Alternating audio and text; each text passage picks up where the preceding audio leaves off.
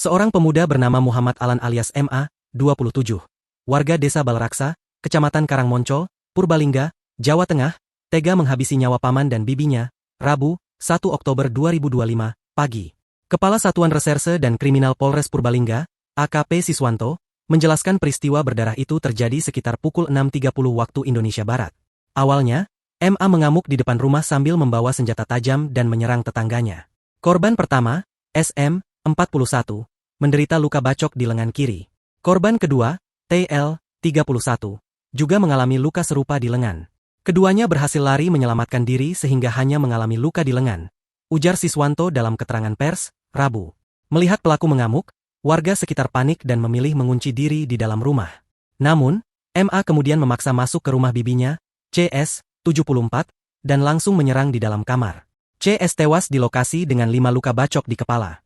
Tak berhenti di situ, MA lalu mengejar pamannya, SS, 70, ke kamar sebelah.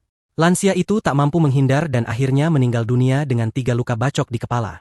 Warga sekitar yang mendengar kegaduhan takut keluar rumah, karena pelaku memang dikenal sering mengamuk dan membawa sajam sehingga warga baru berani keluar saat pagi harinya, jelas Siswanto.